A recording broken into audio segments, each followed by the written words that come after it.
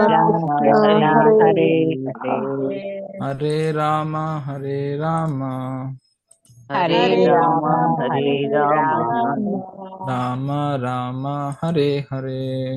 ರಾಮ ರಾಮ ಹರೇ ಹರೇ. Screen ಎಲ್ಲರಿಗೂ ಕಾಣಿಸ್ತಾ ಉಂಟಲ್ಲ?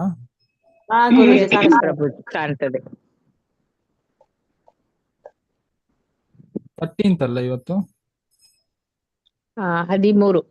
ಓಕೆ. ಮತ್ತೆ ತತ್ಪರೇ ಚ ಸರ್ವತ್ರ ತತ್ಪರೇ ಚ ಸರ್ವತ್ರ ತತ್ಪರೇ ಚ ಸರ್ವತ್ರ ತತ್ಪರೇ ಸರ್ವತ್ರ ಸರ್ವಂ ಮಾದತ ಬುದ್ಧ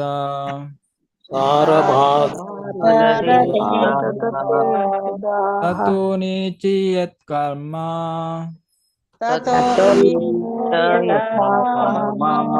ತತೋ ನೇಚಿ ಯತಾ ಕಾಮ ಬುದ್ಧೋ ಪೃಥು ಭಾವಿತಂ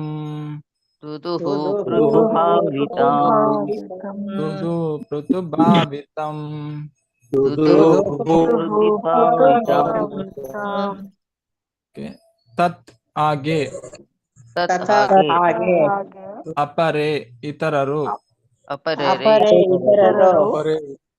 ಚ ಕೂಡ, ಸರ್ವತ್ರ ಎಲ್ಲೆಲ್ಲೂ, ಸರಂ ಸರವನ್ನು, ಆದತೆ ತೆಗೆದುಕೊಂಡರು, ಬುದ್ಧ ಬುದ್ಧಿವಂತರು, ತತ ಅನಂತರ, ಅನ್ಯ ಇತರರು, ಕೂಡ, ಯಥಾ ಕಾಮಂ ತಮಗಿಷ್ಟ ಬಂದಷ್ಟು, ದುದ್ದುಹು ಕರೆದರು,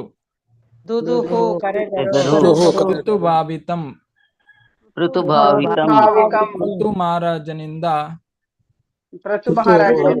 ಅಲ್ಪಕಟ್ಟ ಭೂಮಿಯನ್ನು ಋತು ಮಹಾರಾಜನಂತೆ ಬುದ್ಧಿವಂತರಾಗಿದ್ದ ಪ್ರತಿಯೊಬ್ಬರು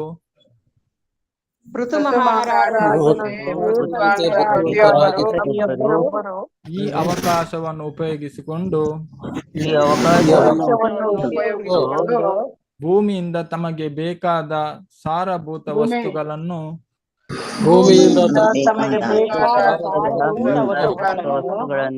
ಪಡೆದುಕೊಂಡು ಎಲ್ಲರೂ ಋತು ಮಹಾರಾಜನ ಮಾದರಿಯನ್ನು ಅನುಸರಿಸಿ ತಮಗೆ ಅಗತ್ಯವಾದ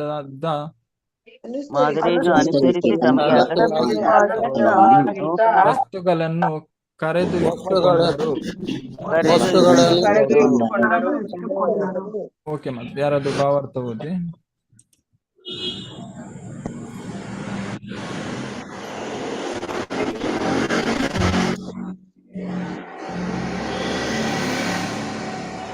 ಭಾವಾರ್ಥ ಓದಿ ಮತ್ತೆ ಯಾರಾದ್ರು. ಹರೇ ಕೃಷ್ಣ ಪ್ರಭುಜಿ, ನಾವು ಹರೇ ಕೃಷ್ಣ ಓದ್ಲ ಪ್ರಭು. ಗೌರಿ ಪ್ರಿಯ ಮಾತಾಜಿ ಹರೇ ಕೃಷ್ಣ. ಹರೇ ಕೃಷ್ಣ. ಗೌರಿ ಪ್ರಿಯ ಮಾತಾಜಿ ಅವ್ರು ಓದದಿದ್ರೆ ಜಯಂತಿ ಮಾತಾಜಿ ನೀವು ಓದಿ. ಓಕೆ ಮಾತಾಜಿ. ಹೌದಾ?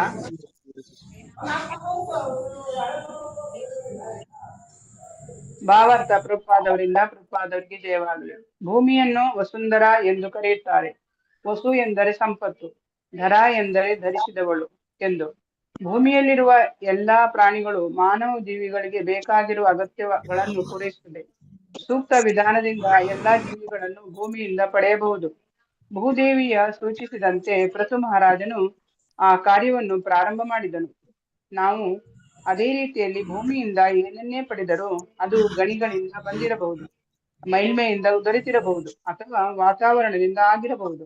ದೇವೋತ್ತಮ ಪರಮಪುರುಷನಿಗೆ ಸೇರಿದ ಆಸ್ತಿ ಎಂದು ಪರಿಗಣಿಸತಕ್ಕದ್ದು ಮತ್ತು ಅದನ್ನು ಯಜ್ಞಕ್ಕಾಗಿ ಭಗವಾನ್ ವಿಷ್ಣುವಿಗಾಗಿ ಉಪಯೋಗಿಸತಕ್ಕದ್ದು. ಯಜ್ಞದ ಆಚರಣೆಯು ನಿಂತ ಕೂಡಲೇ ಭೂಮಿಯು ಹಣ್ಣು ಹಂಪಲು, ತರಕಾರಿ, ಮರ ಗಿಡ, ಹೂವು ಇತರ ಕೃಷಿ ವಸ್ತುಗಳು ಮತ್ತು ಖನಿಜಗಳು ಮೊದಲಾದ ಸಮಸ್ತ ವಸ್ತುಗಳ ಉತ್ಪಾದನೆಯನ್ನು ನಿಲ್ಲಿಸಿಬಿಡುತ್ತದೆ. ಭಗವದ್ಗೀತೆಯಲ್ಲಿ ದೃಢಪಡಿಸಿರುವಂತೆ ಸೃಷ್ಟಿಯ ಆದಿಯಿಂದಲೇ ಯಜ್ಞಾಚರಣೆಯ ಪ್ರಕ್ರಿಯೆಯನ್ನು ಸ್ಥಾಪಿಸಲಾಯಿತು. ಕ್ರಮವಾಗಿ ಯಾಗಗಳನ್ನು ಆಚರಿಸುತ್ತಾ ಸಂಪತ್ತನ್ನು ಸಮಾನ ಹಂಚಿಕೆ ಮಾಡುತ್ತಾ ಇಂದ್ರಿಯ ಸುಖವನ್ನು ನಿರ್ಧರಿಸುತ್ತಾ ಬಂದರೆ ಇಡೀ ಜಗತ್ತು ಶಾಂತಿಯುತವಾಗಿ ಸಂಪದ್ಭರಿತವೂ ಆಗುತ್ತದೆ. ಈಗಾಗಲೇ ತಿಳಿಸಿದಂತೆ ಈ ಕಲಿಯುಗದಲ್ಲಿ ಸರಳವಾದ ಸಂಕೀರ್ತನ ಯಜ್ಞದ ಆಚರಣೆಯನ್ನು ಅಂತಾರಾಷ್ಟ್ರೀಯ ಕೃಷ್ಣ ಪ್ರಜ್ಞಾ ಸಂಘವು ಹಾಕಿಕೊಟ್ಟಿರುವ ಮಾದರಿಯ ಉತ್ಸವಾಚರಣೆಯನ್ನು ಪ್ರತಿಯೊಂದು ಹಳ್ಳಿಯಲ್ಲೂ ಪಟ್ಟಣದಲ್ಲೂ ಜಾರಿಗೆ ತರಬೇಕು. ವಿದ್ಯಾವಂತರು ತಮ್ಮ ವೈಯಕ್ತಿಕ ನಡವಳಿಕೆಯಿಂದ ಆಚರಣೆಯನ್ನು ಪ್ರೋತ್ಸಾಹಿಸಬೇಕು. ಇದರರ್ಥ ಅನೈತಿಕ ಲೈಂಗಿಕ ಜೀವನಕ್ಕೆ ಕಡಿವಾಣ ಹಾಕಿ ಮಾಂಸಾಹಾರ, ಜೂಜು, ಮದ್ಯಪಾನಗಳನ್ನು ತೊರೆದು ಸಾತ್ವಿಕವಾದ ರೀತಿಯಲ್ಲಿ ಬದುಕಬೇಕು. ನೇಮನಿಷ್ಠೆಯ ಜೀವನವನ್ನು ನಡೆಸಬೇಕು. ನಿಜವಾದ ಬುದ್ಧಿವಂತ ಜನರು ಅಥವಾ ಬ್ರಾಹ್ಮಣರು ನಿಯಮ ನಿಬಂಧನೆಗಳನ್ನು ಬಿಡದೆ ಅನುಸರಿಸಿದಲ್ಲಿ ಈಗ ಅತ್ಯಂತ ಗೊಂದಲಮಯ ಸ್ಥಿತಿಯಲ್ಲಿರುವ ಈ ಜಗತ್ತಿನ ಮುಖವೇ ಬದಲಾಗುತ್ತದೆ. ಆಗ ಜನರೆಲ್ಲರೂ ಸಂಪದ್ಯುಕ್ತರಾಗಿ ಸುಖವಾಗಿರುತ್ತಾರೆ. ಹರೇ ಕೃಷ್ಣ ಪ್ರಭುಜಿ. ಹರೇ ಕೃಷ್ಣ ಮಾತಾಜಿ. ಹರೇ ಕೃಷ್ಣ. ಹರೇ ಕೃಷ್ಣ. ಇಲ್ಲಿ ಅಂದ್ರೆ ನಾವು ನೋಡ್ಬೋದು ಪೃಥು ಮಹಾರಾಜರು ಅಂದ್ರೆ ನಾವು ನೋಡ್ಬೋದು ಅಂದ್ರೆ ಅವರು ಭೂಮಿ ತಾಯಿ ಮೇಲೆ ಏನು ಕೋಪವನ್ನು ಮಾಡ್ಕೊಳ್ತಾರೆ. ಅಂದ್ರೆ ಅವರನ್ನು ಕೊಲ್ಲಿಕ್ಕೇನು ಸಿದ್ಧರಾಗ್ತಾರೆ. ಆಗ ಭೂಮಿ ತಾಯಿಯನ್ನು ನಾವು ನೋಡ್ಬೋದು ಅಂದ್ರೆ ಗೋವಿನ ಅವತಾರವನ್ನು ತಗೊಳ್ತಾರೆ. ಯಾಕೆ ಅವರು ಅಷ್ಟು ಇದು ಮಾಡ್ತಾರೆ ಅಂದ್ರೆ ಹೇಳ್ತಾರೆ ಅಂದ್ರೆ ಯಜ್ಞವನ್ನೆಲ್ಲ ಸ್ವೀಕರಿಸಿ ಅಂದ್ರೆ ಎಲ್ಲ ಕೊಟ್ಟು ಭೂಮಿ ತಾಯಿ ಏನು ಕೊಡದಿಕ್ಕೇನು ಋತು ಮಹಾರಾಜರಿಗೇನು ಕೋಪ ಬಂದಿತ್ತು. ಹಾಗೇನೆ ಇಲ್ಲಿ ಹೇಳ್ತಾರೆ ಅಂದ್ರೆ ಅದಕ್ಕೆ ಭೂಮಿ ತಾಯಿ ಏನು ಉತ್ತರವನ್ನು ಕೊಡ್ತಾರೆ. ಯಾಕೆಂದ್ರೆ ಅವರು ಭೂಮಿ ತಾಯಿ ಹೇಳ್ತಾರೆ ಅಂದ್ರೆ ಅವರು ಯಾವ ರೀತಿ ಮಾಡ್ಬೇಕಂತ ಪೃಥು ಮಹಾರಾಜರಿಗೇನು ಹೇಳ್ತಾರೆ ಅಂದ್ರೆ ಏನು ಬೇಕಂತ. ಈಗ ಕರುವಿಗೆ ಏನು ಹಸುವಿಗೆ ಹಾಲು ಬರ್ಬೇಕಂದ್ರೆ ಮೊದಲು ಯಾವ್ದನ್ನು ಬಿಡ್ಬೇಕು ಕುಡಿಲಿಕ್ಕೆ? ಯಾಕೆ ಕರುವನ್ನು ಬಿಡ್ಬೇಕು? ತುಂಬಾ ವಾತ್ಸಲ್ಯ ಪ್ರೀತಿ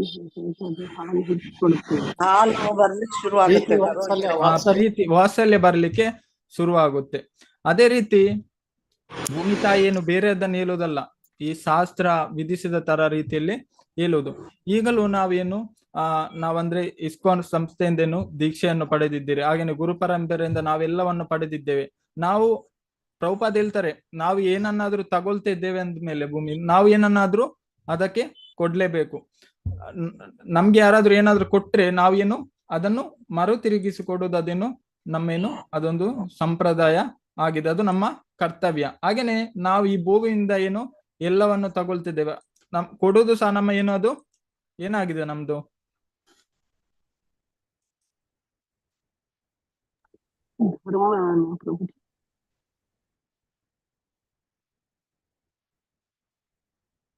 ನಾವೀಗ ಭೂಮಿಯಿಂದ ಇಷ್ಟೆಲ್ಲ ತಗೊಳ್ತೇವೆ, ಅದಕ್ಕೆ ನಾವ್ ಏನು ಕೊಡ್ಬೇಕು? ಅದಕ್ಕೆ ಕರ್ತವ್ಯ ಅಲ್ವಾ, ಯಾಗ ಯಜ್ಞಗಳನ್ನು ಮಾಡ್ಬೇಕು.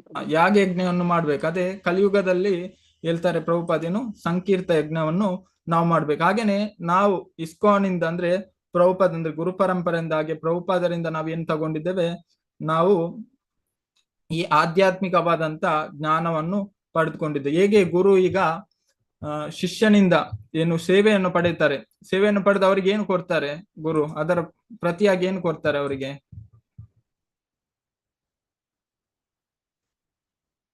ಜ್ಞಾನವನ್ನು ಕೊಡ್ತಾರೆ. ನಿತ್ಯ ಜ್ಞಾನವನ್ನು ಕೊಡ್ತಾರೆ. ಅದೇ ರೀತಿ ನಾವೇನು ಕೊಡ್ಬೇಕಂದ್ರೆ ಪ್ರಭುಪಾದ ಹೇಳ್ತಾರೆ ನಾವು ಪ್ರಭುಪಾದ ನಮ್ಗೇನು ಕೊಟ್ಟಿದ್ದು ಅದನ್ನು ನಾವು ಕೊಡ್ಲಿಕ್ಕೆ ಆದ್ರೆ ನಾವೇನು ಆ ಪ್ರಚಾರ ಕಾರ್ಯವನ್ನು ನಾವು ಮಾಡ್ಬೇಕು. ಅದಕ್ಕೆ ಕಲಿಯುಗದಲ್ಲಿ ನಾವು ಮಾಡಬೇಕಾದ ಯಜ್ಞ ಏನಂದ್ರೆ ಅದು ಹರಿನಾಮ ಸಂಕೀರ್ತನ ಯಜ್ಞವನ್ನು ನಾವೇನು ಮಾಡ್ಬೇಕು. ಅದಲ್ಲದೆ ನಾವು ನೋಡ್ಬೋದು ಇದು ಪರ್ಪಟಲ್ಲಿ ಹೇಳ್ತಾರೆ ಅಂದ್ರೆ ಕಲಿಯುಗದಲ್ಲಿ ಜನರು ಈಗಂದ್ರೆ ಇಲ್ಲಿ ಹೇಳ್ತಾರೆ ಅನೈತಿಕ ಲೈಂಗಿಕ ಜೀವನಕ್ಕೆ ಕಡಿವಾಣ ಹಾಕಿ ಮಾಂಸಾಹಾರ, ಜೂಜು, ಮದ್ಯಪಾನಗಳನ್ನು ತೊರೆದು ಸಾತ್ವಿಕವಾದ ರೀತಿಯಲ್ಲಿ ಬದುಕಬೇಕು. ನೇಮನಿಷ್ಠೆಯ ಜೀವನವನ್ನು ನಡೆಸಬೇಕು ಅಂತ ಇಲ್ಲಿ ಹೇಳ್ತಾರೆ. ಆಗ ಮಾತ್ರ ನಾವೇನು ಸಮಾಜದಲ್ಲೇನು ಜನರನ್ನು ಬ್ರಾಹ್ಮಣರು ನಿಯಮ ನಿಬಂಧನೆಗಳನ್ನು ಬಿಡದೆ ಅನುಸರಿಸಿದಲ್ಲಿ ಈಗ ಅತ್ಯಂತ ಗೊಂದಲಮಯ ಸ್ಥಿತಿಯಲ್ಲಿರುವ ಈ ಜಗತ್ತಿನ ಮುಖವೇ ಬದಲಾಗುತ್ತದೆ. ಆಗ ಎಲ್ಲ ಜನರು ಏನು ಸುಖವಾಗಿ ಇರ್ಲಿಕ್ಕೆ ಸಾಧ್ಯ. ಅದಕ್ಕೆ ಏನ್ ಮಾಡ್ಬೇಕಂದ್ರೆ ಹರಿನಾಮ ಯಜ್ಞವನ್ನು ಮಾಡ್ಬೇಕು. ಅದು ನಮ್ಗೇನು ಕಲಿಯುಗದಲ್ಲಿ ವಿಧಿಸಿದೆ. ನಾವಂದ್ರೆ ನಮ್ಗೆ ಇಷ್ಟೆಲ್ಲ ಕೊಡ್ತೇವೆ. ನಾವು ಈ ಬೇರೆ ಅನೈತಿಕ ಚಟುವಟಿಕೆಗಳನ್ನು ಮಾಡಿದ್ರೆ ನಮ್ಗೇನು ನಾವು ರಿಟರ್ನ್ ಏನು ಕೊಡ್ತೇ ಇಲ್ಲ. ನಾವೇನು ಅದರ ಬದಲಿಗೇನು ಪಾಪವನ್ನು ಮಾಡ್ತಾ ಇರ್ತೇವೆ. ಇದಕ್ಕೆ ನಮ್ಗೇನು ಯಾವುದೇ ಆದಂತೇನು ಪ್ರತಿಫಲ ಸಿಗುವುದಿಲ್ಲ. ಅದಕ್ಕೆ ಪ್ರಭುಪಾದ ಹೇಳ್ತಾರೆ, ನಾವು ಅದಕ್ಕೆ ಏನ್ ಮಾಡ್ಬೇಕಂದ್ರೆ ನಾವು ಹರಿನಾಮ ಯಜ್ಞವನ್ನು ಮಾಡ್ಬೇಕು. ಹಾಗೇನೆ ನಾವು ನೋಡುವ ಒಂದ್ ನಿಮಿಷ ಪ್ರಭುಪಾದ ಏನ್ ಹೇಳ್ತಾರಂತ.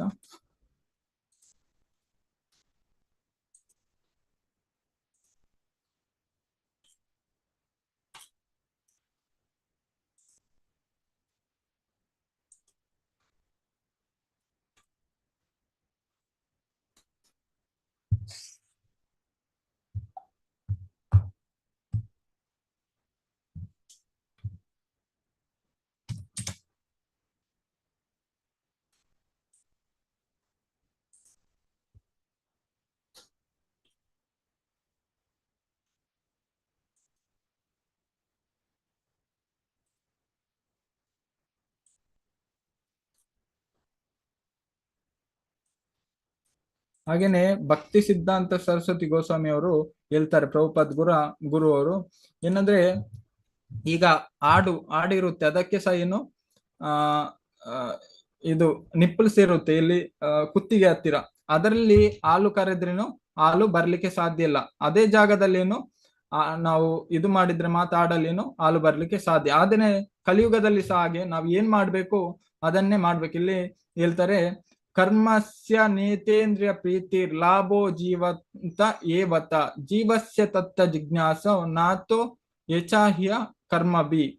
ಇಲ್ಲಿ ಹೇಳ್ತಾರೆ, ಜೀವನದ ಬಯಕೆಗಳು ಇಂದಿಗೂ ಇಂದ್ರಿಯ ತೃಪ್ತಿಯ ಕಡೆಗೆ ನಿರ್ದೇಶಿಸಲ್ಪಡಲಬಾರದು. ಒಬ್ಬ ವ್ಯಕ್ತಿಯು ಆರೋಗ್ಯಕರ ಜೀವನವನ್ನು ಅಥವಾ ಸ್ವಯಂ ಸಂರಕ್ಷಣೆಯನ್ನು ಮಾತ್ರ ಬಯಸಬೇಕು. ಏಕೆಂದರೆ ಒಬ್ಬ ವ್ಯಕ್ತಿಯು ಪರಮ ಸತ್ಯದ ಬಗ್ಗೆ ವಿಚಾರಣೆಗಾಗಿ ಉದ್ದೇಶಿಸಲ್ಪಟ್ಟಿದ್ದಾನೆ. ಬೇರೆ ಯಾವುದೇ ಅವನ ಕಾರ್ಯಗಳ ಗುರಿಯಾಗಿರಬಾರದು. ಯಾರಾದ್ರೂ ಓದ್ಬೋದಾ ಮಾತಾಜಿ ಪರ್ಪಟ್? ಹರೇ ಕೃಷ್ಣ. ಹರೇ ಕೃಷ್ಣ, ಯಾರಾದ್ರೂ ಓದಿ.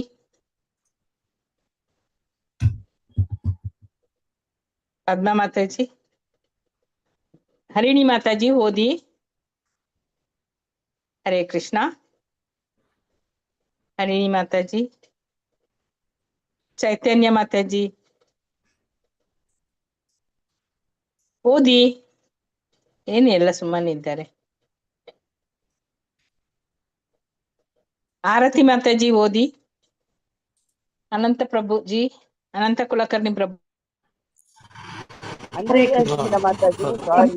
ಹರೇ ಕೃಷ್ಣ ಮಾತಾಜಿ. ಸಂಪೂರ್ಣವಾಗಿ ಭೌತಿಕ ನಾಗರಿಕತೆಯು ಇಂದ್ರಿಯ ತೃಪ್ತಿಯಲ್ಲಿ ತಪ್ಪಾಗಿ ನಿರ್ದೇಶಿಸಲ್ಪಟ್ಟಿದೆ. ಅಂತಹ ನಾಗರಿಕತೆಯಲ್ಲಿ ಜೀವನದ ಎಲ್ಲಾ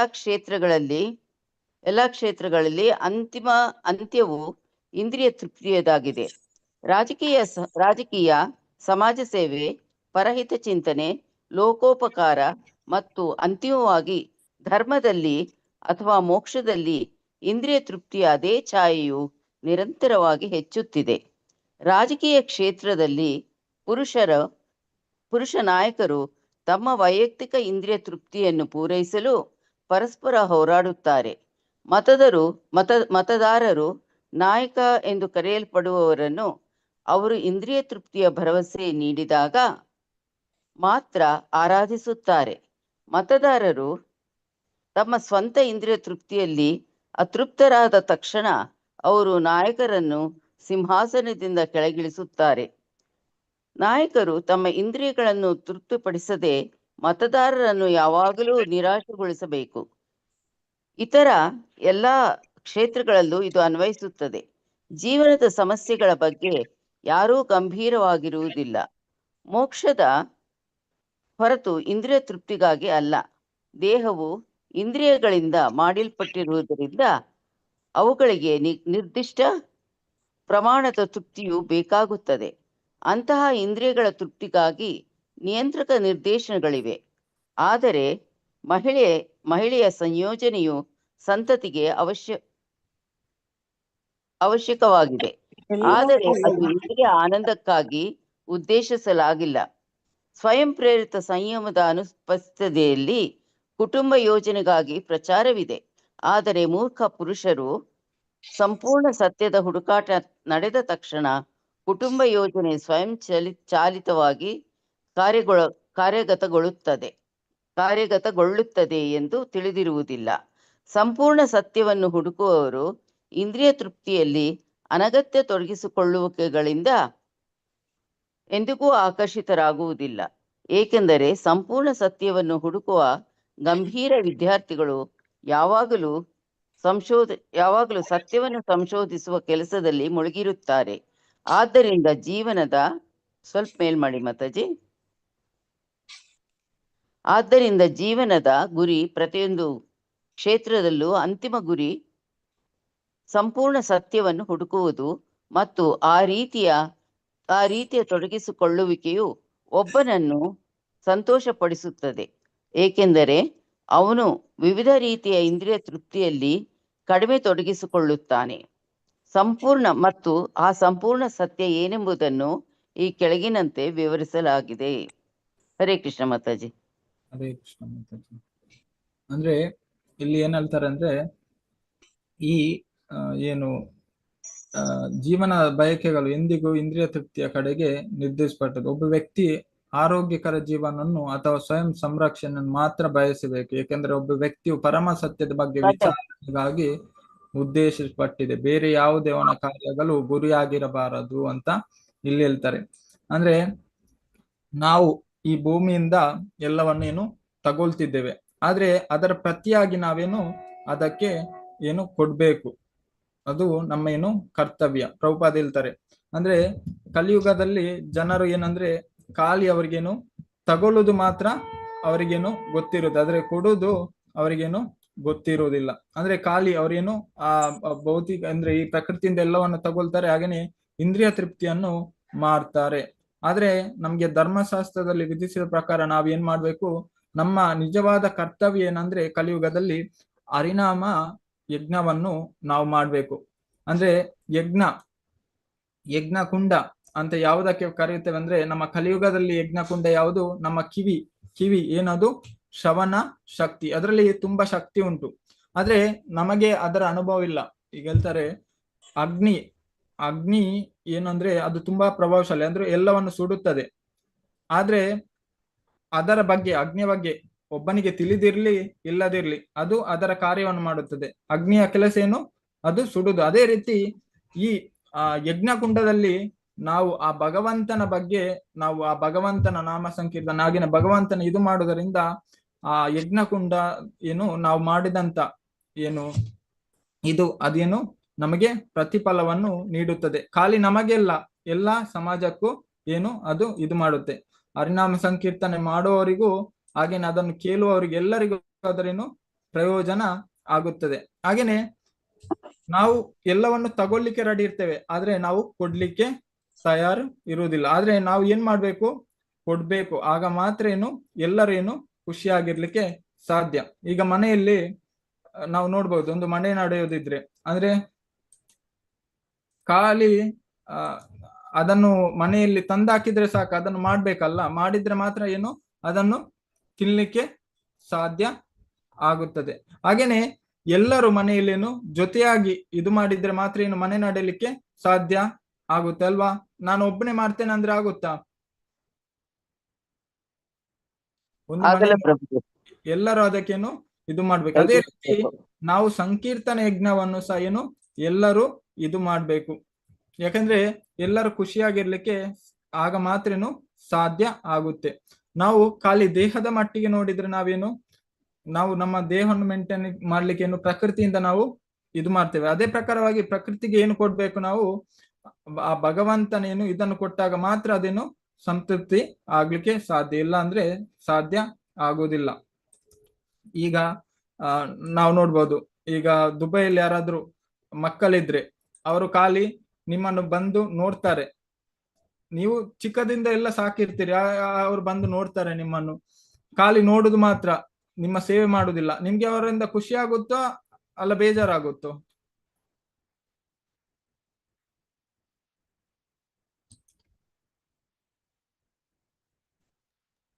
ಬೇಸರ ಆಗುತ್ತೆ ಗುರುಜಿ.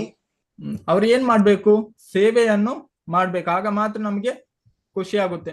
ಯಾವಾಗ್ಲೂ ತಿಂಗಳಿಗೊಮ್ಮೆ ಬಂದು ನಮ್ಮನ್ನು ಖಾಲಿ ನೋಡುದು ಮಾತ್ರ, ನಮ್ದು ಯಾವುದೇ ಆದಂತ ಸೇವೆಯನ್ನು ಮಾಡುದಿಲ್ಲ. ಅಂದ್ರೆ ನಾವು ಮೊದಲು ಎಲ್ಲ ನೋಡಿರ್ತೇವೆ, ತಂದೆ ತಾಯಿ ಅಂದ್ರೆ ತನ್ನ ಮಕ್ಕಳನ್ನ ಎಲ್ಲವನ್ನು ಕೊಟ್ಟಿರ್ತಾರೆ, ಆದ್ರೆ ಅವ್ರು ಏನ್ ಮಾಡ್ತಾರೆ? ಖಾಲಿ ನಮ್ಮನ್ನು ಬಂದು ನೋಡ್ತಾರೆ. ನೋಡಿದ ತಕ್ಷಣ ಆಗುತ್ತೆ, ಏನ್ ಮಾಡ್ಬೇಕು ಅವರು? ಡ್ಯೂಟಿ ಮಾಡ್ಬೇಕು.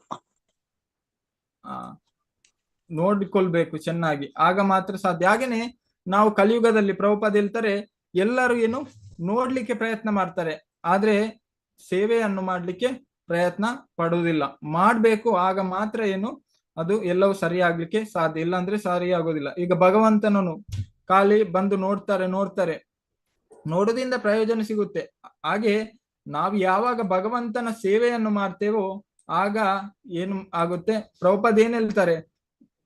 ನಾವು ಭಗವಂತನನ್ನೇನು ನೋಡ್ಲಿಕ್ಕೆ ಪ್ರಯತ್ನ ಪಡಬಾರ್ದಂತೆ. ನಾವು ಯಾವ ತರ ಕೆಲಸ ಮಾಡ್ಬೇಕಂದ್ರೆ, ಭಗವಂತ ನಮ್ಮನ್ನು ನೋಡುವ ರೀತಿ ನಾವೇನು ಕೆಲಸ ಮಾಡ್ಬೇಕು. ನಾವೀಗ ಏನ್ ಮಾಡ್ತಿದ್ದೇವೆ ಅಂದ್ರೆ ಖಾಲಿ ನೋಡ್ತಿದ್ದೇವೆ. ಹಾಗೇನೆ ನಮ್ಗೆ ಈಗ ಇಸ್ಕಾನ್ ಸಂಸ್ಥೆ ಅಂದ್ರೆ ಪ್ರಭುಪಾದ, ಹಾಗೇನೆ ಗುರು ಪರಂಪರೆಯಿಂದ ನಾವೆಲ್ಲವನ್ನೇನು ತಗೊಂಡಿದ್ದೇವೆ, ಹಾಗೇನೆ ನಾವು ಅದನ್ನ ಏನ್ ಮಾಡ್ಬೇಕು? ಕೊಡ್ಲಿಕ್ಕೆ ಪ್ರಯತ್ನ ಮಾಡ್ಬೇಕು. ಯಾವ ರೀತಿ ಕೊಡುದು?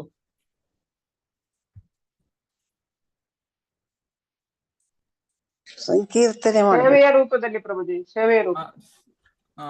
ಅಂದ್ರೆ ನಾವು ಸಹ ಏನು ಪ್ರಚಾರ ಕಾರ್ಯವನ್ನು ಮಾಡ್ಬೇಕು, ಆಗ ಮಾತ್ರ ಏನು ನಾವು ಅದನ್ನೇನು ಪುನಃ ಕೊಡ್ಲಿಕ್ಕೆ ಸಾಧ್ಯ ಆಗುತ್ತೆ.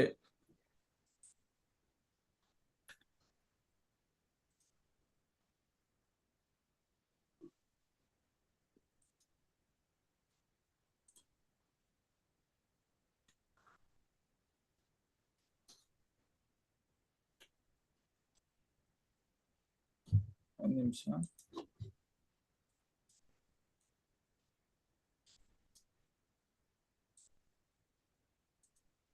ಇಲ್ಲಿ ನೋಡಿ ಪ್ರಭುಪಾದ ಏನ್ ಹೇಳ್ತಾರೆ ಅಂದ್ರೆ,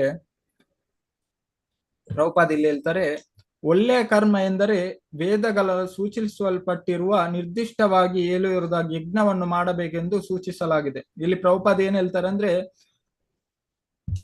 ಯಜ್ಞ ಅಂದ್ರೆ ಏನಂದ್ರೆ ವೇದದಲ್ಲಿ ಯಾವುದು ನಮಗೆ ಸೂಚಿಸಿದೆ ಅದನ್ನು ನಾವು ಮಾಡ್ಬೇಕು. ಯಜ್ಞ ಎಂದರೆ ದೇವೋತ್ತಮ ಪರಮಪುರುಷನಾದ ಭಗವಾನ್ ವಿಷ್ಣುವಿಗೆ ತೃಪ್ತಿಗಾಗಿ ಮಾಡುವ ಕ್ರಿಯೆಗಳು. ಆದ್ರಿಂದ ಒಳ್ಳೆಯ ಕರ್ಮ ಎಂದರೆ ವೇದಿಕೆ ಸಾಹಿತ್ಯದ ಸೂಚಿಸಲಾದ ಯಜ್ಞಗಳನ್ನು ಅನುಷ್ಠಾನ ಮಾಡ್ಬೇಕು. ನಾವೇನ್ ಮಾಡ್ಬೇಕು? ನಮ್ಗೆ ವೇದದಲ್ಲಿ ಏನು ಕೊಟ್ಟಿದೋ ಆ ರೀತಿಯ ಏನು ಯಜ್ಞವನ್ನು ಮಾಡ್ಬೇಕು. ಅದಲ್ಲದೆ ನಮ್ಮ ಮನಸ್ಸು ಇಚ್ಛೆ ಬಂದಂತೆ ಏನು ನಾವು ಯಜ್ಞಗಳನ್ನು ಮಾಡಬಾರ್ದು. ಇಲ್ಲಿ ಹೇಳ್ತಾರೆ, ಒಳ್ಳೆಯ ಕಾನೂನು ಪಾಲಿಸುವ ನಾಗರಿಕ ಎಂದರೆ ತನ್ನ ಕಾರ್ಯಗಳನ್ನು ಸರಕಾರವನ್ನು ತೃಪ್ತಿಪಡಿಸುವ ಕ್ರಿಯೆಗಳು. ಆದ್ರಿಂದ ಒಳ್ಳೆಯ ಕರ್ಮ ಎಂದರೆ ಪರಮಾತ್ಮನಾದ ವಿಷ್ಣುವನ್ನು ತೃಪ್ತಿಪಡಿಸುವ ಕ್ರಿಯೆಗಳು.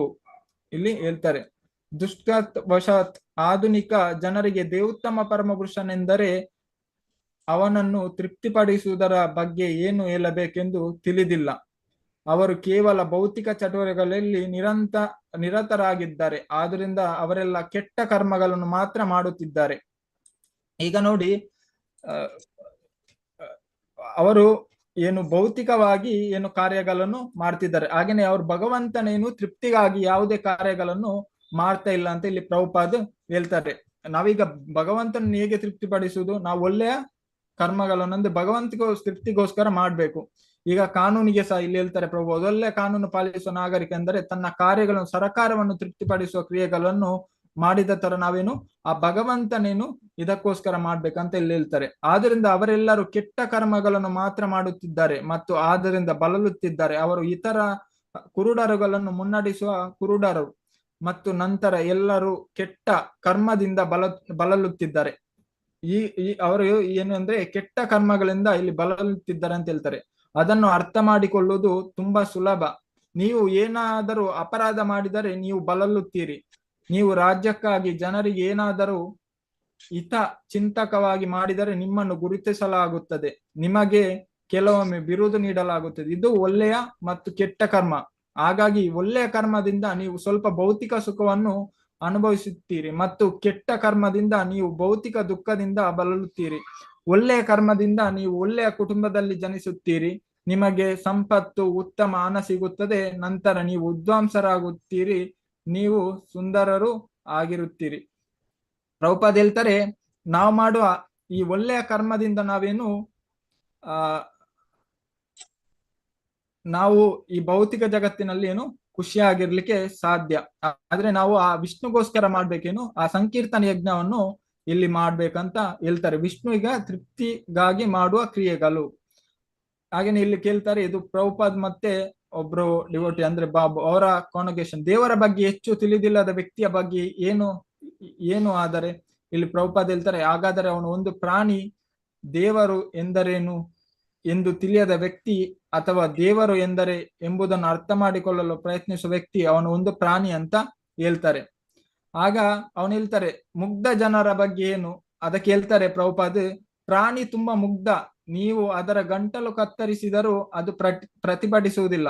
ಪ್ರಾಣಿ ಈಗ ನಾವು ಅದರ ಕುತ್ತಿಗೆ ಕುಯ್ದ್ರೆ ಅದೇನು ಪ್ರತಿಭಟಿಸುವುದಿಲ್ಲ ಅಂತ ಹೇಳ್ತಾರೆ. ಪ್ರಭುಪಾದ್ ಹೇಳ್ತಾರೆ, ಆದ್ದರಿಂದ ಮುಗ್ಧತೆ ಉತ್ತಮ ಅರ್ಹತೆ ಅಲ್ಲ. ಹೇಳ್ತಾರಲ್ಲ ಜನರು ಇಲ್ಲಿ ಹೇಳ್ತಾರೆ, ಅಂದ್ರೆ ಮುಗ್ಧರಾಗಿರ್ಬೇಕು ಅಂತ. ಪ್ರಭುಪಾದ್ ಹೇಳ್ತಾರೆ, ಮುಗ್ಧರ ಲಕ್ಷಣ ಏನು, ಇದು ಒಳ್ಳೆಯದಲ್ಲ ಅಂತ ಇಲ್ಲಿ ಹೇಳ್ತಾರೆ. ಏನಾಗ್ಬೇಕು, ಅವರು ಬುದ್ಧಿವಂತರಾಗಿರ್ಬೇಕಂತ ಇಲ್ಲಿ ಪ್ರಭುಪಾದ್ ಹೇಳ್ತಾರೆ. ತುಂಬಾ ಬುದ್ಧಿವಂತರಾಗಿರಬೇಕು ಮತ್ತು ನಂತರ ಅವನು ಕೃಷ್ಣನನ್ನು ಅರ್ಥ ಮಾಡಿಕೊಳ್ಳಬಹುದು. ಮುಗ್ಧ ಅಜ್ಞಾನಿ ಸರಳ ವ್ಯಕ್ತಿಯಾಗುವುದು ಉತ್ತಮ ಅರ್ಹತೆ ಅಲ್ಲ. ಸರಳತೆ ಸರಿ, ಆದರೆ ಒಬ್ಬರು ಬುದ್ಧಿವಂತರಾಗಿರಬೇಕು. ಬುದ್ಧಿವಂತಿಕೆ ಎಂದರೇನು ಎಂದು ನೀವು ನನಗೆ ಹೇಳಬಲ್ಲಿರಾ? ಬುದ್ಧಿಶಕ್ತಿ ಎಂದರೆ ಒಬ್ಬ ವ್ಯಕ್ತಿ ಏನು ಈ ಜಗತ್ತು, ಏನು ದೇವರು, ಏನು ಮತ್ತು ಅವುಗಳ ಪರಸ್ಪರ ಸಂಬಂಧಗಳೇನೆಂದರೆ ತಿಳಿದುಕೊಳ್ಳುವುದು. ಪ್ರಾಣಿಗೆ ತಾನು ಏನೆಂದು ತಿಳಿದಿಲ್ಲ, ಅದು ತಾನು ದೇಹ ಎಂದು ಭಾವಿಸಿ, ಅದೇ ರೀತಿ ತಾನು ಏನೆಂದು ತಿಳಿಯದೆ ಯಾರಾದರೂ ಬುದ್ಧಿವಂತರಲ್ಲ. ಅದಕ್ಕೆ ಹೇಳ್ತಾರೆ, ಸರಿಯಾದದನ್ನು ಮಾಡಲು ಪ್ರಯತ್ನಿಸುವ ಮತ್ತು ತಾನು ಮಾಡುವ ಕೆಲಸಗಳ ಬಗ್ಗೆ ಬಹಳ ಆತ್ಮಸರಿಯ ವ್ಯಕ್ತಿ ಬಗ್ಗೆ ಏನು, ತನ್ನ ಯಜಮಾನನಿಗೆ ತುಂಬಾ ಪ್ರಾಮಾಣಿಕನಾಗಿರುವುದು, ಆದರೆ ತಾನು ಪ್ರಾಮಾಣಿಕನಲ್ಲದಿದ್ದರೂ ಸಿಕ್ಕಿ ಬೀಳುವುದು ಎಂದು ತಿಳಿಯುವ ಸೇವಕನಂತೆ ಅಂತ ವ್ಯಕ್ತಿ ಹೇಗಾದರೂ ಪ್ರಾಮಾಣಿಕವಾಗಿ ಉಳಿದ ಅದು ಒಂದು ರೀತಿಯ ಒಳ್ಳೆಯ ಕರ್ಮವೇ? ಅದಕ್ಕೆ ಪ್ರಭುಪಾದ ಹೇಳ್ತಾರೆ, ಹೌದು, ಪ್ರಾಮಾಣಿಕನಾಗುವುದು ಕೂಡ ಒಳ್ಳೆಯ ಕರ್ಮ. ಒಳ್ಳೆಯ ಮನುಷ್ಯನಾಗಿರುವುದು ಹೇಗೆ ಎಂಬುದು ಭಗವದ್ಗೀತೆಯಲ್ಲಿ ಬಹಳ ವಿವರವಾಗಿ ವಿವರಿಸಲಾಗಿದೆ. ದೈವಿ ಸಂಪತ್ತು ವಿಮೋಚನೆ ನಿರ್ಬಂಧಿಸಿರುವ ಮತ. ಆದ್ದರಿಂದ ನೀವು ದೈವಿಕ ಸಂಪತ್ ಅವಲೋಕ ಗುಣಗಳಿಂದ ಅರ್ಹತೆ ಪಡೆದರೆ ವಿಮೋಚನೆಯು ನಿಮಗೆ ಮುಕ್ತರಾಗುತ್ತದೆ ಮತ್ತು ನಿಮ್ಮ ನಿರ್ಬಂಧನೆಯ ನೀವು ರಾಕ್ಷಸ ಗುಣಗಳಲ್ಲಿ ಹೊಂದಿದ್ದರೆ ನೀವು ಹೆಚ್ಚು ಸಿಕ್ಕಿ ಹಾಕಿಕೊಳ್ಳುತ್ತೀರಿ. ದುರ್ದಶವಶಾತ್ ಆಧುನಿಕ ಜನರಿಗೆ ಮುಕ್ತಿ ಎಂದರೇನು ಮತ್ತು ಸಿಕ್ಕಿ ಹಾಕಿಕೊಳ್ಳುವುದೆಂದರೇನು ತಿಳಿದಿಲ್ಲ. ಅವರು ತುಂಬಾ ಅಜ್ಞಾನಿಗಳು, ಅವರಿಗೆ ತಿಳಿದಿಲ್ಲ. ನಾವು ನಿಮ್ಮನ್ನು ಮುಕ್ತಿ ಎಂದರೇನು ಎಂದು ಹೇಳಿದ್ದೇವೆ, ನಿಮ್ಮ ಉತ್ತರವಿಲ್ಲ. ಮತ್ತು ನಾನು ನಿಮ್ಮನ್ನು ಸಿಕ್ಕಿ ಹಾಕಿಕೊಳ್ಳುವಿಕೆ ಎಂದರೇನೆಂದು ಹೇಳಿದೆ, ನಿಮ್ಮ ಉತ್ತರ ಇಲ್ಲ. ಇಲ್ಲಿ ಹೇಳ್ತಾರೆ, ಮುಕ್ತಿ ಮತ್ತು ಸಿಕ್ಕಿ ಹಾಕಿಕೊಳ್ಳುವುದು ಪ್ರಸ್ತುತ ಕ್ಷಣದಲ್ಲಿ ಜನರಿಗೆ ಅವುಗಳ ಅರ್ಥವೇನೆಂದು ತಿಳಿದಿಲ್ಲ. ಅವರು ತುಂಬಾ ಅಜ್ಞಾನಿಗಳು ಮತ್ತು ಮೂರ್ಖರು ಮತ್ತು ಇನ್ನು ಅವರು ತಮ್ಮ ಜ್ಞಾನದ ಪ್ರಗತಿಗೆ ಹೆಮ್ಮೆ ಪಡುತ್ತಾರೆ. ನೀವು ಪ್ರಾಧ್ಯಾಪಕರು, ಶಿಕ್ಷಕರು ಮುಕ್ತಿ ಎಂದರೇನು ಎಂದು ನಿಮಗೆ ವಿವರಿಸಬಲ್ಲಿರಿ. ಇಲ್ಲಿ ಏನ್ ಹೇಳ್ತಾರೆ ಅಂದ್ರೆ ಪ್ರಭುಪಾದ, ಅಂದ್ರೆ ಈ ಭೌತಿಕ ಜಗತ್ತಿನಲ್ಲಿ ಅಂದ್ರೆ ಜನರು ಏನು ಅಂದ್ರೆ ಮುಗ್ಧರು ಅಂದ್ರ ಹೇಳ್ತಾರೆ, ಅಂದ್ರೆ ನಮ್ಗೇನು ತಿಳಿದಿಲ್ಲ. ಅದು ಪ್ರಭುಪಾದ ಹೇಳ್ತಾರೆ, ಆ ಮುಗ್ಧತೆ ಒಳ್ಳೆಯದಲ್ಲ, ಅದು ಬುದ್ಧಿವಂತರಾಗ್ಬೇಕು. ಅಂದ್ರೆ ನಾವು ಬುದ್ಧಿವಂತರಾಗ್ಬೇಕು. ಅಂದ್ರೆ ನಾವು ಇಲ್ಲಿ ಪ್ರಭುಪಾದ ಹೇಳ್ತಾರೆ, ಪ್ರಾಣಿಗಳಿಗೆ ಏನು ತಿಳಿದಿರುತ್ತೆ, ಖಾಲಿ ಏನು ತಿನ್ನುವುದು, ಹಾಗೇನೆ ಮಲಗುವುದು, ಇದು ನಮ್ಗೆ ಸಹ ತಿಳಿದ್ರು. ಆದ್ರೆ ನಾವು ಮನುಷ್ಯರಾದವರು ಮುಗ್ಧರಾಗಿರ್ಬೋದು. ಅಂದ್ರೆ ನಮ್ಗೆ ನಿಜವಾದೇನು ಆಧ್ಯಾತ್ಮಿಕ ಜ್ಞಾನ ಇರ್ಬೇಕು. ಅಂದ್ರೆ ನಮ್ಗೆ ಏನು ಮಾಡ್ಬೇಕು, ಏನು ಮಾಡ್ಬಾರ್ದು ಎನ್ನುವುದು ಏನು ನಮ್ಗೆ ತಿಳಿದಿರ್ಬೇಕು. ಆಗ ನಾವೇನು ಬುದ್ಧಿವಂತರಾಗ್ಲಿಕ್ಕೆ ಸಾಧ್ಯ ಅಂತ ಇಲ್ಲಿ ಪ್ರಭುಪಾದರು ಹೇಳ್ತಾರೆ.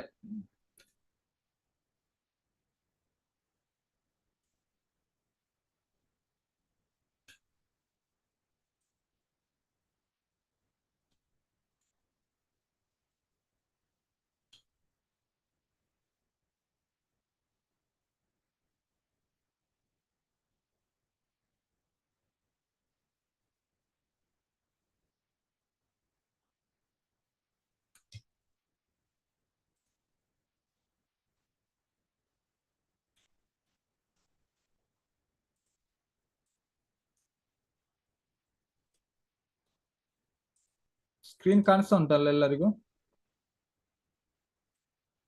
ಹರೇ ಕೃಷ್ಣ. ಸ್ಕ್ರೀನ್ ಕಾಣ್ತದ? ಎಸ್ ಪ್ರಭುಜಿ, ಕಾಣ್ತದೆ. ಓಕೆ. ಇಲ್ಲಿ ಹೇಳ್ತಾರೆ, ಯಜ್ಞವು ಪರಮಾತ್ಮನ ಪರಮ ಪುರುಷನನ್ನು ಮೆಚ್ಚಿಸಲು ನಡೆಸುವ ಒಂದು ಆಚರಣೆ ಆಗಿದೆ. ಶ್ರೀಮದ್ ಭಾಗವತದ ಮೊದಲ ಸ್ಕಂದನ 2ನೇ ಅಧ್ಯಾಯದಲ್ಲಿ ಪರಮ ಪುರುಷನ ತನ್ನ ಚಟುವಟಿಕೆಗಳ ತೃಪ್ತಿನಾಗಿದ್ದಾನೆ ಎಂಬುದನ್ನು ಪ್ರತಿಯೊಬ್ಬರು ಅರ್ಥ ಮಾಡಿಕೊಳ್ಳಲು ಪ್ರಯತ್ನಿಸಬೇಕು ಎಂದು ಹೇಳಲಾಗಿದೆ. ಬೇರೆ ರೀತಿಯಲ್ಲಿ ಹೇಳುವುದಾದ್ರೆ, ನಮ್ಮ ಚಟುವಟಿಕೆಗಳ ಗುರಿ ಪರಮ ಪುರುಷನನ್ನು ತೃಪ್ತಿಪಡಿಸುವುದು ಆಗಿರಬೇಕು. ಅಂದ್ರೆ ಯಜ್ಞದ ನಿಜವಾದ ಗುರಿ ಏನಂದ್ರೆ, ಆ ಭಗವಂತನನ್ನು ಏನು ತೃಪ್ತಿಗೊಳಿಸುವುದಕ್ಕಾಗಿ ನಾವು ಮಾಡುವಂತ ಕಾರ್ಯ ಆಗಿದೆ. ಇಲ್ಲಿ ಹೇಳ್ತಾರೆ, ಒಂದು ಕಚೇರಿಯಲ್ಲಿ ಮಾಲೀಕ ಅಥವಾ ಯಜಮಾನ ತೃಪ್ತನಾಗಿದ್ದಾನೆ ಎಂದು ನೋಡುವುದು ಕೆಲಸಗಾರನ ಕರ್ತವ್ಯವಾಗಿದೆ.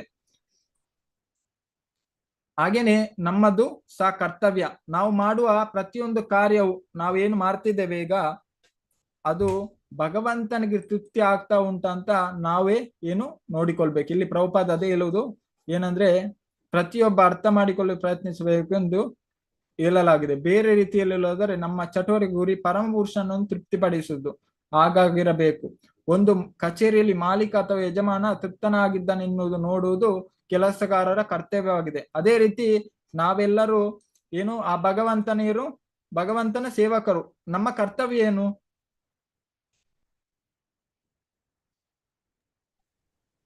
ಭಗವಂತನನ್ನು ತೃಪ್ತಿಪಡಿಸುವುದು. ಹಾಗೇನೆ ನಾವು ಮಾಡುವಂತ ಕಾರ್ಯದಿಂದ, ಅಂದ್ರೆ ನಾವು ಯಜ್ಞವನ್ನು ಮಾಡ್ತಿದ್ದೇವೆ, ಇದರಿಂದ ನಮ್ಗೆ ಗೊತ್ತು ನಾವು ಏನ್ ಮಾಡ್ತಿದ್ದೇವೆ, ಅದರಿಂದ ಏನು ಭಗವಂತನು ತೃಪ್ತನಾಗಿದ್ದಾನೆ ಇಲ್ವೋ ಅಂತ ನೋಡುವುದೇನು ನಮ್ಮ ಪ್ರತಿಯೊಬ್ಬರ ಕರ್ತವ್ಯ ಅಂತ ಇಲ್ಲಿ ಹೇಳ್ತಾರೆ.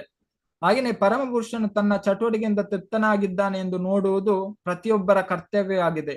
ಪರಮ ಪುರುಷನನ್ನು ತೃಪ್ತಿಪಡಿಸುವ ಚಟುವಟಿಕೆಯಲ್ಲಿ ವೈದಿಕ ಸಾಹಿತ್ಯ ಸೂಚಿಸಲಾಗಿದೆ ಮತ್ತು ಅಂತಹ ಚಟುವಟಿಕೆಗಳನ್ನು ಅನುಷ್ಠಾನ ಮಾಡುವವನನ್ನು ಯಜ್ಞ ಎಂದು ಕರೆಯಲಾಗುತ್ತದೆ. ಬೇರೆ ರೀತಿಯಲ್ಲಿ ಹೇಳುವುದಾದರೆ, ಪರಮ ಪುರುಷನ ಪರವಾಗಿ ಕಾರ್ಯನಿರ್ವಹಿಸುವುದನ್ನು ಯಜ್ಞ ಎಂದು ಕರೆಯಲಾಗುತ್ತದೆ. ಯಜ್ಞವನ್ನು ಹೊರತುಪಡಿಸಿ ಯಾವುದೇ ಚಟುವಟಿಕೆ ಭೌತಿಕ ಬಂಧನಕ್ಕೆ ಕಾರಣ ಎಂದು ಒಬ್ಬರು ಚೆನ್ನಾಗಿ ತಿಳಿದಿರಬೇಕು. ಇದು ಭಗವದ್ಗೀತೆಯಲ್ಲಿ ವಿವರಿಸಿದೆ. ಯಜ್ಞಾತ್ ಕರ್ಮಣೋ ನೇತ್ರ ಲೋಕೋಹಿ ಕರ್ಮ ಬಂಧನಃ ಎಂದರೆ, ನಾವು ಪರಮಾತ್ಮನಾದ ವಿಷ್ಣುವಿಗಾಗಿ ತೃಪ್ತಿಗಾಗಿ ಕೆಲಸ ಮಾಡುವುದರಿಂದ ನಮ್ಮ ಕೆಲಸದ ಪ್ರಕ್ರಿಯೆ ನಮ್ಮನ್ನು ಬಂಧಿಸುತ್ತದೆ. ಒಬ್ಬ ತನ್ನ ಸ್ವಂತ ಇಂದ್ರಿಯ ತೃಪ್ತಿಗಾಗಿ ಕೆಲಸ ಮಾಡಬಾರದು. ಪ್ರತಿಯೊಬ್ಬರು ದೇವರ ತೃಪ್ತಿಗಾಗಿ ಕೆಲಸ ಮಾಡಬೇಕು. ಅದನ್ನು ಯಜ್ಞ ಎಂದು ಕರೆಯಲಾಗುತ್ತದೆ. ಹಾಗೆ ನಾವು ಪರ್ಪಟಲ್ಲಿ ನೋಡಿದ್ವಿ, 4ನೇ ಸ್ಕಂದ 18ನೇ ಅಧ್ಯಾಯ ಈಗ 13ನೇ ಶ್ಲೋಕದಲ್ಲಿ ಅದರಲ್ಲಿ ಹೇಳ್ತಾರೆ, ಜನರೇನು ಮಾಂಸ ಭಕ್ಷಣ ಹಾಗೇನೆ ಈ ತರದನ್ನು ಮಾಡ್ತಾರೆ. ಇದೇನು ಕಂಪ್ಲೀಟ್ ಆಗೇನು ಶಾಸ್ತ್ರಕ್ಕೆ ವಿರುದ್ಧವಾದದನ್ನು ಅವರೇನು ಕಾರ್ಯವನ್ನು ಮಾಡ್ತಿದ್ದಾರೆ. ಆದ್ರೆ ಇಲ್ಲಿ ಹೇಳ್ತಾರೆ, ಒಬ್ಬ ತನ್ನ ಸ್ವಂತ ಇಂದ್ರಿಯ ತೃಪ್ತಿಗಾಗಿ ಕೆಲಸ ಮಾಡಬಾರದು. ಅದು ಕೆಲಸ ಏನು ಮಾಡ್ತಾರೆ ಅದು ಅವರಿಗೆ ಅವರ ಕರ್ಮ ಬಂಧನಕ್ಕೆ ಅವರನ್ನು ಸಿಕ್ಕಿ ಹಾಕಿಕೊಳ್ಳುತ್ತದೆ. ಇದರಿಂದ ಯಾವುದೇ ಆದಂತ ನಾಗರಿಕತೆಯನ್ನು ಖುಷಿಯಾಗಿರ್ಲಿಕ್ಕೆ ಸಾಧ್ಯ ಇಲ್ಲ. ಯಾವಾಗ ವಿಷ್ಣುಗೋಸ್ಕರ ಅವರು ಕರ್ಮವನ್ನು ಮಾಡ್ತಾರ, ಆಗೇನು ಆ ಯಜ್ಞದ ಫಲ ಏನು ಸಂಪೂರ್ಣವಾಗಿ ಎಲ್ಲರಿಗೇನು ಸಿಗ್ಲಿಕ್ಕೆ ಸಾಧ್ಯ ಆಗ್ಬೇಕು. ಹಾಗೇನೆ ನಾವು ಹರಿನಾಮ ಸಂಕೀರ್ತನೆ ಮಾಡೋದ್ರಿಂದ ಏನಾಗುತ್ತೆ, ಎಲ್ಲರಿಗೂ ಅದರೇನು ಪ್ರಯೋಜನ ಸಿಗ್ಲಿಕ್ಕೆ ಸಾಧ್ಯ ಆಗುತ್ತೆ.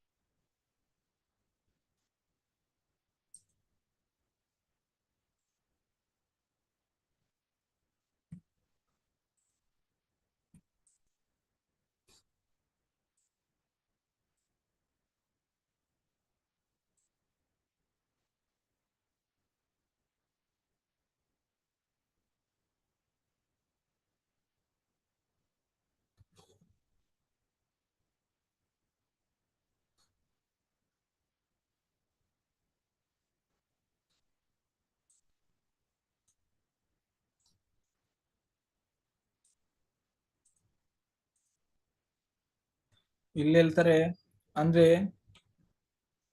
ಆ ಈ ಕಲಿಯುಗದಲ್ಲಿ ಯಜ್ಞದಲ್ಲಿ ವೇದ ಮಂತ್ರಗಳನ್ನು ಸರಿಯಾಗಿ ಪಠಿಸುವ ಮೂಲಕ ಒಬ್ಬನು ಅನೇಕ ಅದ್ಭುತ ಕಾರ್ಯಗಳನ್ನು ಮಾಡಬಹುದು. ಉದ್ಯೋಗ ಕಲಿಯುಗದಲ್ಲಿ ಮಂತ್ರಗಳನ್ನು ಸರಿಯಾಗಿ ಪಠಿಸಬಲ್ಲ ಅರ್ಹ ಬ್ರಾಹ್ಮಣರು ಇಲ್ಲ.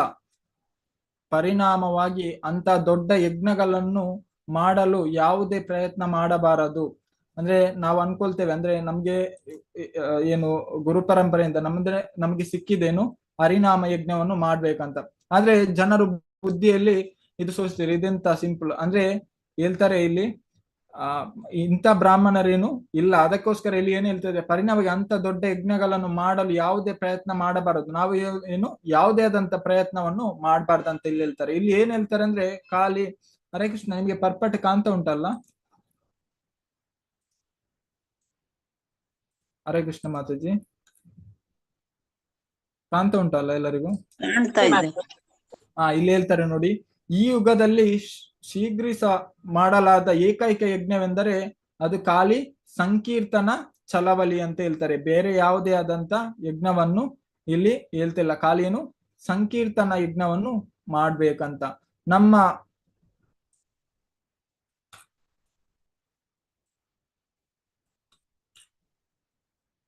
ಇಲ್ಲಿ ಹೇಳ್ತಾರೆ ಪ್ರಾಣಿ ಹತ್ಯೆಯನ್ನು ವಿವಿಧ ಉದ್ದೇಶಗಳಿಂದ ಉದ್ದೇಶಿಸಲಾಗಿದೆ. ಇದು ವೇದ ಮಂತ್ರಗಳ ಸರಿಯಾದ ಉಚ್ಚಾರಣೆಯನ್ನು ಪರೀಕ್ಷಿಸುತ್ತದೆ ಮತ್ತು ಯಜ್ಞಕ್ಕೆ ಹಾಕಲಾದ ಪ್ರಾಣಿ ಹೊಸ ಜೀವನದೊಂದಿಗೆ ಹೊರಬರುತ್ತದೆ. ಅಂದ್ರೆ ಮೊದಲಿನ ಕಾಲದಲ್ಲಿ ಯಜ್ಞ ಮಾಡ್ತಾ ಇದ್ರು, ಹಾಗೇನೆ ಅವರಿಗೆ ಹೊಸ ಏನು ಶರೀರವನ್ನು ಸಹ ಏನು ಕೊಡ್ಲಿಕ್ಕೆ ಸಾಧ್ಯ ಆಗ್ತಾ ಇತ್ತು. ವಿಷ್ಣುಗೆ ತೃಪ್ತಿಗಾಗಿ ಉದ್ದೇಶಿಸಿದ ಯಜ್ಞದಲ್ಲಿ ಯಾರನ್ನಾದರೂ ಎಂದಿಗೂ ಕೊಲ್ಲಬಾರದು ಅಂತ ಇಲ್ಲಿ ಹೇಳ್ತಾರೆ. ಹಾಗಾದ್ರೆ ಇಂದ್ರನನ್ನು ಯಜ್ಞದಲ್ಲಿ ಪೂಜಿಸಿದಾಗ ಮತ್ತು ದೇವೋತ್ತಮ ಪರಮಪುರುಷನದ ಭಾಗವಾಗಿ ಸ್ವೀಕರಿಸಿದಾಗ ಅವನು ಹೇಗೆ ಕೊಲ್ಲಲ್ಪಡುತ್ತಾನೆ? ಆದ್ದರಿಂದ ಪುರೋಹಿತರು ರಾಜ ಪೃಥ್ವಿನಲ್ಲಿ ಅವನನ್ನು ಕೊಲ್ಲಬೇಡ ಎಂದು ಹೇಳಿಕೊಂಡರು. ಅಂದ್ರೆ ಕಲಿಯುಗದಲ್ಲಿ ಖಾಲಿ ನಮ್ಗೇನು ನಿರ್ಬಂಧಿಸಿದ್ದೇನೆಂದ್ರೆ ನಮ್ಗೆ ಅದು ಹರಿನಾಮ ಯಜ್ಞ ಮಾತ್ರ. ಇಲ್ಲಿ ಹೇಳ್ತಾರೆ ಅದು ಶೀಘ್ರವಾಗಿ ನಮಗೇನು ಆ ಯಜ್ಞದೇನು ಫಲ ಕೊಡುತ್ತದೆ. ಹೇಗೆ ನಮ್ಗೆ ಅಗ್ನಿಯ ಬಗ್ಗೆ ಏನು ತಿಳಿದಿರ್ಲಿ ಇಲ್ಲದಿರ್ಲಿ ಅದೇನು ಅದರ ಕಾರ್ಯವನ್ನು ಮಾಡುತ್ತದೆ, ಅದೇನು ಸುಡುತ್ತದೆ. ಹೀಗೆ ಅಗ್ನಿಯ ಬಗ್ಗೆ ಯಾರಿಗೆ ಗೊತ್ತಿರ್ಲಿ ಅಂದ್ರೆ ಅದು ಸುಡುತ್ತದೆ, ಆದ್ರೆ ಅದರ ಏನು ಪ್ರತಿಫಲ ಅದು ನಮಗೆ ಕೊಡುತ್ತದೆ. ಹಾಗೆ ನಾವು ಅನ್ಕೊಳ್ತೇವೆ ಹರಿನಾಮ ಸಂಕೀರ್ತನ ಯಜ್ಞ ಅಂದ್ರೆ ಕಲಿಯುಗದಲ್ಲಿ ಏನ್ ಹೇಳ್ತಾರೆ ಅಂದ್ರೆ ಹರೇರ್ ನಾಮ ಹರೇರ್ ನಾಮವೇ ಕೇವಲಂ ಕಲೋ ನಾಸ್ತೆವ ಗತಿರನ್ಯತಮ್. ಅಂದ್ರೆ ಕಲಿಯುಗದಲ್ಲಿ ನಾವು ಅಂದ್ರೆ ಸಂಕೀರ್ತನ ಅಂದ್ರೆ ಅದು ಯಜ್ಞ ಬಿಟ್ಟು ಬೇರೆ ಮಾರ್ಗ ಇಲ್ಲ ಅಂತ ಹೇಳ್ತಾರೆ. ಹಾಗೇನೆ ನಾವು ಭೂಮಿಯಿಂದ ಎಲ್ಲವೂ ತಗೊಳ್ತೇವೆ, ಆದ್ರೆ ನಾವು ಯಾವಾಗ ಭಗವಂತನಿಗೋಸ್ಕರ ನಾವು ಕಾರ್ಯವನ್ನು ಮಾಡುವುದಿಲ್ಲ, ಭಗವಂತನ ಇದು ಯಜ್ಞಾಚರಣೆ ಮಾಡುವುದಿಲ್ಲ, ಆಗ ಏನು ಆ ಭೂಮಿ ತಾಯಿ ಯಾವಾಗ್ಲೇನು ತೃಪ್ತರಾಗಿರ್ಲಿಕ್ಕೆ ಸಾಧ್ಯ ಆಗೋದಿಲ್ಲ. ಯಾಕಂದ್ರೆ ಯಾವಾಗ ಭಗವಂತನ ವಿಷ್ಣು ತೃಪ್ತರಾಗ್ತಾರೆ ಆಗ ಮಾತ್ರ ಇಡೀ ಜಗತ್ತೇನು ತೃಪ್ತರಾಗ್ಲಿಕ್ಕೆ ಸಾಧ್ಯ ಆಗುತ್ತೆ, ಇಲ್ಲದಿದ್ರೆ ಸಾಧ್ಯ ಆಗೋದಿಲ್ಲ. ನಾವೀಗ ಮರದಲ್ಲಿ ತುಂಬಾ ಎಲೆ ಉಂಟು, ನಾವು ಒಂದೊಂದು ಎಲೆಗೆ ನೀರು ಹಾಕುದಾ ಅಲ್ಲ ನಾವು ಬುಡಕ್ಕೋಗಿ ನೀರು ಹಾಕುದಾ? ಯಾವುದು ಉತ್ತಮ ಬುದ್ಧಿವಂತಿಕೆ? ಯಾವುದು? ಬುಡಕ್ಕೆ ನೀರ್ ಹಾಕೋದು. ಹೋಗಿ ನೀರ್ ಹಾಕೋದು. ಬುಡಕ್ಕೆ ಹೋಗಿ ನೀರು ಹಾಕುದು ನಮ್ಮ ಬುದ್ಧಿವಂತಿಕೆ. ಹಾಗೇನೆ ಕಲಿಯುಗದಲ್ಲಿ ಎಲ್ಲಾ ಜನರು ಖುಷಿಯಾಗಿರ್ಬೇಕಂದ್ರೆ ನಾವು ಏನ್ ಮಾಡ್ಬೇಕು? ಯಾವ ಯಜ್ಞವನ್ನು ನಾವು ಕಾರ್ಯಾಚರಣೆಗೊಳ್ಬೇಕು? ಸಂಕೀರ್ತನ ಯಜ್ಞವನ್ನು ನಾವು ಮಾಡ್ಬೇಕು. ಅದು ನಾವು ಕೊಡುವಂತದ್ದೇನು ಅತ್ಯುತ್ತಮ ಏನು ನಾವು ಕೊಡುಗೆ. ಹಾಗೇನೆ ನಾವು ಈಗ ಎಲ್ಲವನ್ನು ತಗೊಂಡಿದ್ದೆ ಅಂದ್ರೆ ಇಸ್ಕಾನ್ ಇಂದ ನಾವೇನು ಅಂದ್ರೆ ಪ್ರಭುಪಾದ ಹಾಗೇನು ಗುರು ಪರಂಪರೆಯಿಂದ ನಾವೇನು ದೀಕ್ಷೆಯನ್ನು ಪಡೆಯುತ್ತಿದ್ದೇವೆ, ಎಲ್ಲವನ್ನು ಮಾಡುತ್ತಿದ್ದೇವೆ. ಆದ್ರೆ ನಾವು ನಾವು ನಮ್ಮನ್ನು ಉದ್ಧಾರ ಮಾಡ್ಲಿಕ್ಕೆ ನಮಗೇನು ಕಷ್ಟ ಆಗ್ತಾ ಉಂಟು. ನಾವು ಆ ನಿಯಮಗಳನ್ನು ಪಾಲನೆ ಮಾಡ್ಬೇಕು. ಹಾಗೇನೆ ನಾವು ಏನ್ ಮಾಡ್ಬೇಕು? ನಾವು ಹರಿನಾಮ ಯಜ್ಞದ ಏನು ನಾವು ಪ್ರಚಾರವನ್ನು ನಾವೇನು ಮಾಡ್ಬೇಕು. ಹಾಗೇನೆ ಬೇರೆಯವರಿಗೆ ಪ್ರಚಾರವನ್ನು ಮಾಡ್ಬೇಕು. ಹಾಗೇನೆ ಹರಿನಾಮ ಸಂಕೀರ್ತನ ಯಜ್ಞದಲ್ಲಿ ನಾವು ಸಹ ಏನು ಪಾಲ್ಗೊಳ್ಬೇಕು. ಈಗ ನೋಡಿ, ನಮ್ಮ ತಂದೆ ತಾಯಿ ನಮ್ಮನ್ನು ಸಾಕ್ತಾರೆ, ಹಾಗೇನೆ ನಮ್ಮನ್ನ ಅಷ್ಟು ಸಾಕಿದ ತರ ನಮ್ಗೆ ಅವರನ್ನು ಸಾಕ್ಲಿಕ್ಕೆ ಸಾಧ್ಯ ಆಗುತ್ತಾ? ಸಾಧ್ಯ ಇಲ್ಲ. ಆಗುತ್ತಾ? ಇಲ್ಲ, ಆಗ್ಬೇಕು ಪ್ರಭುಜಿ. ಸಾಧ್ಯ ಆಗುದಿಲ್ಲ. ಆದ್ರೆ ನಾವು ಏನ್ ಮಾಡಬಹುದು ಅದರ ಬದಲಿಗೆ?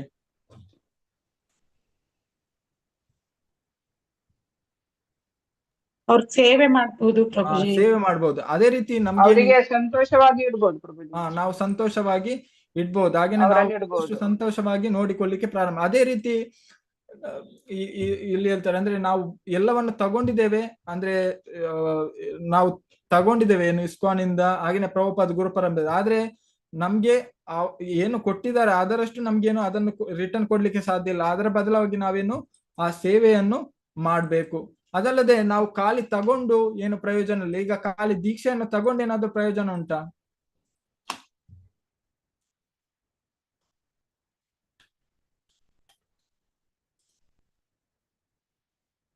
ಇಲ್ಲ ಪ್ರಭುಜಿ, ದೀಕ್ಷೆಯಲ್ಲಿ ಏನ್ ಹೇಳ್ತಾರೋ, ಏನೇನ್ ಮಾಡ್ಬೇಕು, ಕರ್ತವ್ಯಗಳು ಏನಿದೆ ಅಂತ ತಿಳಿಸ್ಕೊಡ್ತಾರೋ ಅವನ್ನ ಮಾಡಿದ್ರೆ ಮಾತ್ರ ನಮಗೆ ದೀಕ್ಷೆಯನ್ನು ಪ್ರಯೋಜನ. ತೆಗೆದುಕೊಂಡಿದ್ದು ಫಲ ಸಿಕ್ಕತ್ತೆ.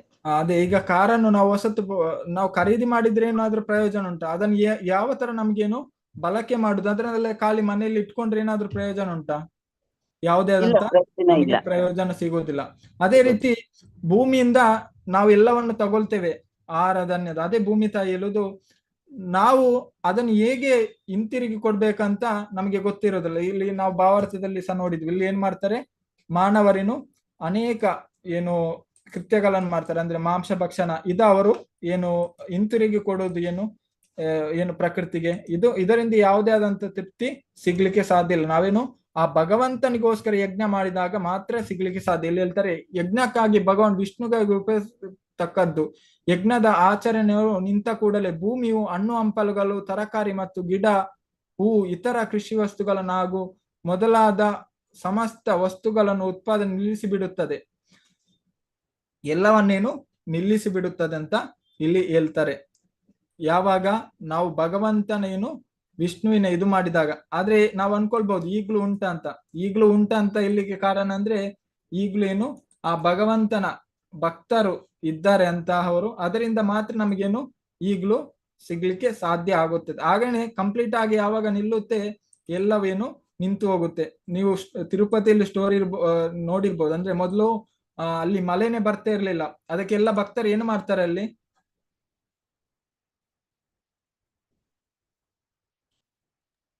ಜಪ ಮಾಡ್ತಾರ ಪ್ರಭುಜಿ. ಅಲ್ಲಿ ಅವರ ಜೊತೆಗೆ ಸೇರಿ ಏನು ಸಂಕೀರ್ತ ಯಜ್ಞವನ್ನು ಮಾಡ್ತಾರಂತೆ. ಆಗ ಅಲ್ಲಿ ಏನು ಮಳೆ ಏನು ಬೀಳಿಕ್ಕೆ ಪ್ರಾರಂಭ ಆಗುತ್ತೆ. ಅದೇ ಕಲಿಯುಗದಲ್ಲಿ ನಾವು ಮಾಡಬೇಕಾದದ್ದು ಯಜ್ಞ ಅಂದ್ರೆ ಅದು ಹರಿನಾಮ ಸಂಕೀರ್ತನ ಯಜ್ಞ. ಹಾಗೇನೆ ನಾವು ಮನೋ ಇಚ್ಛೆ ಬಂದಂತೆ ಮಾಡ್ಬಾರ್ದು. ಇಲ್ಲಿ ಏನ್ ಹೇಳ್ತಾರೆ ಅಂದ್ರೆ, ಭೂಮಿ ತಾಯಿ ಹೇಳ್ತಾರೆ ಪೃಥು ಮಹಾರಾಜರಿಗೆ, ಅಂದ್ರೆ ಅವರು ಗೋವಿನ ರೂಪವನ್ನು ಧಾರಣೆ ಮಾಡ್ತಾರೆ. ಅದಕ್ಕೆ ಪೃಥು ಮಹಾರಾಜ ಹೇಳ್ತಾರೆ, ನೀನು ಯಜ್ಞವನ್ನು ಎಲ್ಲ ಸ್ವೀಕರಿಸ್ತೀಯ, ಆದ್ರೆ ನೀನು ತಿರುಗಿ ಏನು ಕೊಡ್ತಾ ಇಲ್ಲ. ಅದಕ್ಕೆ ಹೇಳ್ತಾರೆ ಭೂಮಿ ತಾಯಿ ಹೇಳ್ತಾರೆ, ಶಾಸ್ತ್ರದ ಪ್ರಕಾರವಾಗಿ ಹೇಗೆ ಹಸುವಿಗೆ ಮೊದಲು ಹಾಲು ಜಾಸ್ತಿ ಇದು ಬರ್ಬೇಕಾದ್ರೆ ಏನು ಕರುವನ್ನು ಬಿಡ್ಬೇಕು, ಅದೇ ರೀತಿ ನಮ್ಗೆ ಸಹ ಆ ಕರುವಿನ ರೂಪದಲ್ಲಿ ಏನು ಆ ಪ್ರಭುಪಾದ್ ಕೊಟ್ಟಿದ್ದಾರೆ. ಹಾಗೇನೆ ನಮ್ಗೆ ಆ ವೇದದ ಹಾಲನ್ನು ಸಹ ನಮ್ಗೇನು ಆ ಪ್ರಭುಪಾದರಿಂದ ದೊರಕಿದೆ. ಆದ್ರೆ ನಾವು ಅದನ್ನೇನು ಅದರ ಪ್ರಯೋಜನವನ್ನು ನಾವು ಪಡ್ಕೊಳ್ಬೇಕು. ಅದನ್ನು ನಾವೇನು ಹಿಂತಿರುಗಿಸಿ ಕೊಡ್ಲಿಕ್ಕೆ ನಾವೇನು ಪ್ರಯತ್ನಿಸ್ಬೇಕಂತ ಹೇಳ್ತಾರೆ. ಪ್ರಭುಪಾದ ಹೇಳ್ತಾರೆ, ಪರ ದುಃಖ ನಾವೇನು ದುಃಖಿ ಆಗ್ಬೇಕು, ಪರ ದುಃಖ ಸುಖಿ ಆಗಿರ್ಬಾರ್ದು. ಅಂದ್ರೆ ನಾವು ಇನ್ನೊಬ್ಬರ ಬೇಜಾರವನ್ನು ನೋಡಿ ನಮ್ಗೇನು ಅವ್ರಿಗೇನು ಬೇಜಾರಾಗ್ಬೇಕು. ಅಂದ್ರೆ ಅವ್ರಿಗೆ ಹೇಗೆ ಯಾವ ರೀತಿ ಅವರನ್ನು ಖುಷಿ ಪಡಿಸ್ಬೇಕಂತ ನೋಡ್ಬೇಕು. ಅದಲ್ಲದೆ ಇನ್ನೊಬ್ಬರ ಬೇಜಾರವನ್ನು ನೋಡಿ ನಾವೇನು ಖುಷಿಯನ್ನು ಪಡಬಾರ್ದು. ಅದಕ್ಕೆ ಎಲ್ಲರ ಖುಷಿಯಾಗಿರ್ಬೇಕಂದ್ರೆ ನಾವು ಏನ್ ಮಾಡ್ಬೇಕಂದ್ರೆ, ನಾವು ಸಂಕೀರ್ತನ ಯಜ್ಞವನ್ನು ನಾವು ಮಾಡ್ಬೇಕು. ಆಗ ಎಲ್ಲವೂ ಖುಷಿಯಾಗಿರ್ಲಿಕ್ಕೆ ಸಾಧ್ಯ. ಭೂಮಿ ಎಲ್ಲವೂ ಅಂದ್ರೆ ಜನರು ಎಲ್ಲವೇನು ಖುಷಿಯಾಗಿರ್ಲಿಕ್ಕೆ ಸಾಧ್ಯ. ಇದಲ್ಲದೆ ಬೇರೆ ಏನು ಯಾವುದೇ ಆದಂತ ಮಾರ್ಗ ಇಲ್ಲ.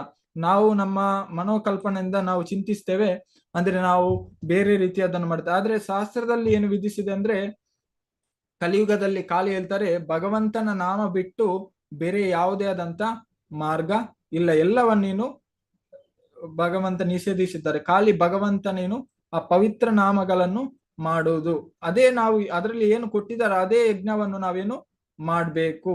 ಅದಲ್ಲದೆ ಬೇರೆ ರೀತಿಯಾಗಿ ನಾವೇನು ಮಾಡ್ಲಿಕ್ಕೆ ಹೋಗ್ಬಾರ್ದು.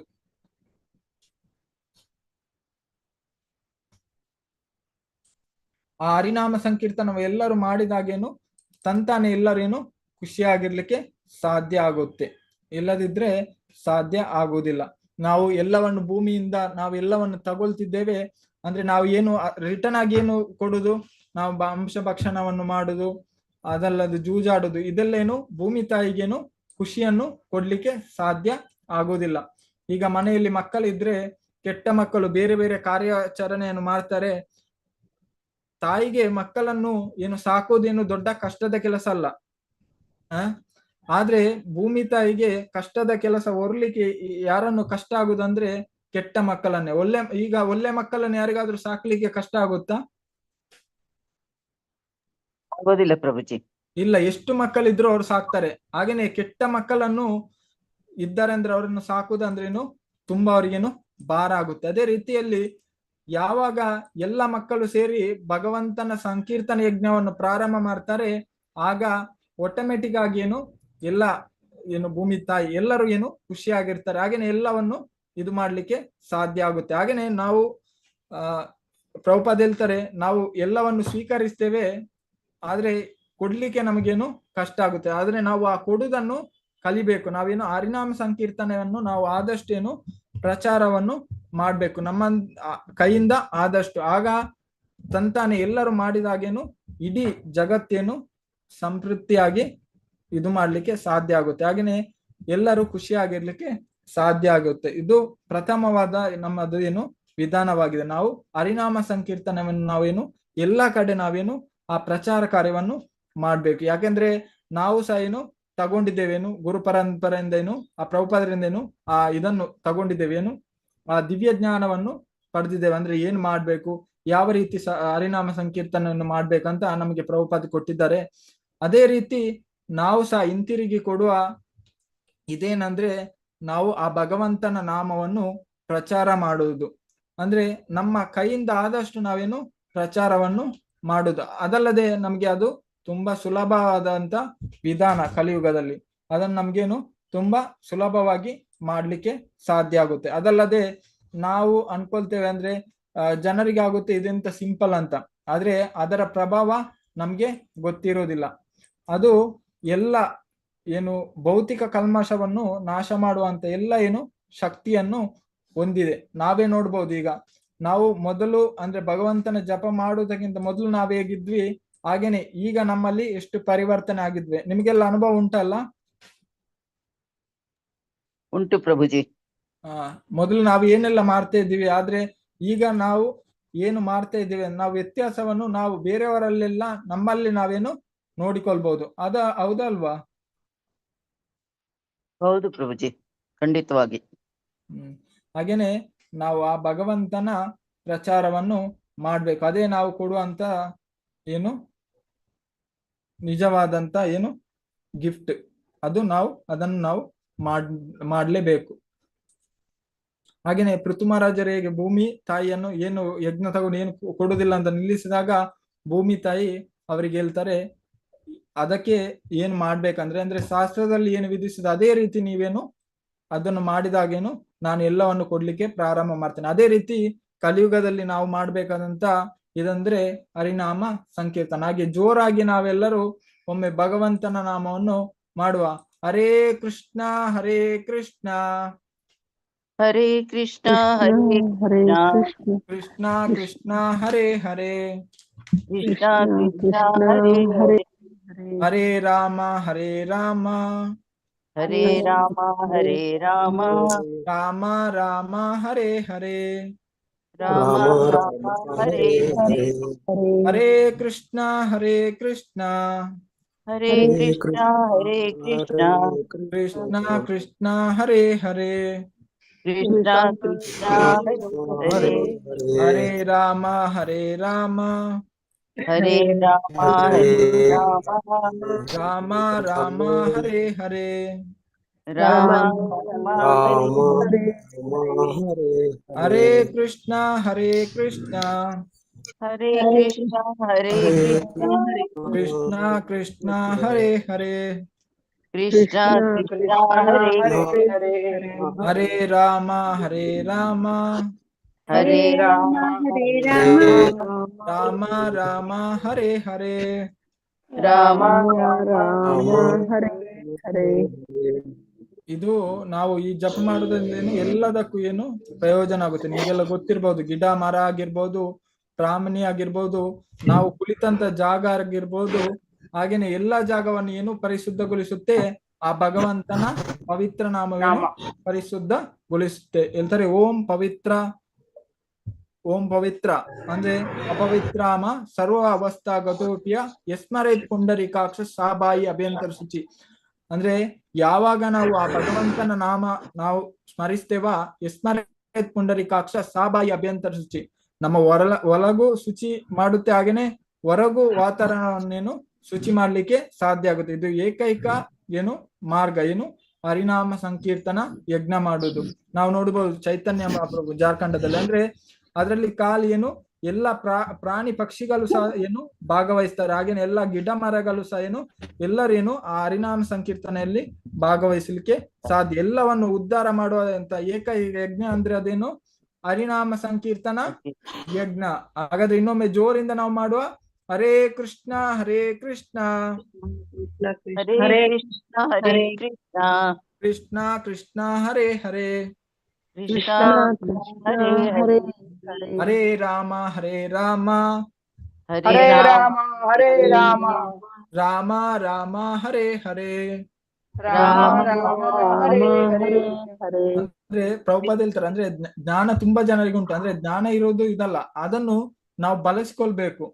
ಈಗ ನಮ್ಗೆ ಗೊತ್ತುಂಟು ಹರಿನಾಮ ಸಂಕೀರ್ತನ ಯಜ್ಞ ಏನು ತುಂಬಾ ಶಕ್ತಿಯುತ ಅಂತ, ಆದ್ರೆ ನಾವು ಹೇಳಿದ್ರೆ ಸಾಕಾಗಲ್ಲ, ಅಂದ್ರೆ ಶಕ್ತಿಯುತ ಅಂತ ನಾವೇನು ಅದನ್ನು ಮಾಡಿದಾಗ ಮಾತ್ರೇನು ಅದರ ಪ್ರಭಾವ ಪ್ರಾರಂಭ ಆಗ್ಲಿಕ್ಕೆ ಸಾಧ್ಯ.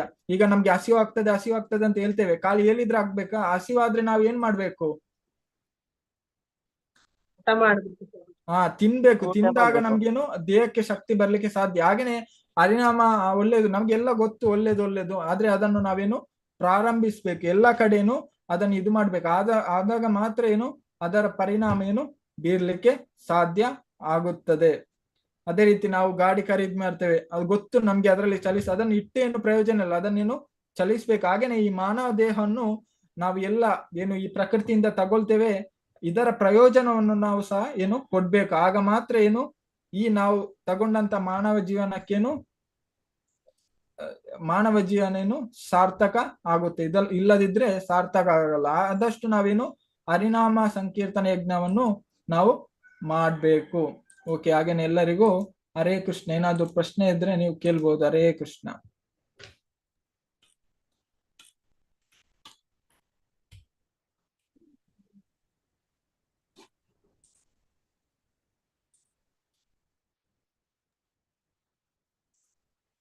ಹರೇ ಕೃಷ್ಣ ಕೃಷ್ಣ ಕೃಷ್ಣ ಹರೇ ಹರೇ, ಹರೇ ರಾಮ ರಾಮ ರಾಮ ಹರೇ ಹರೇ.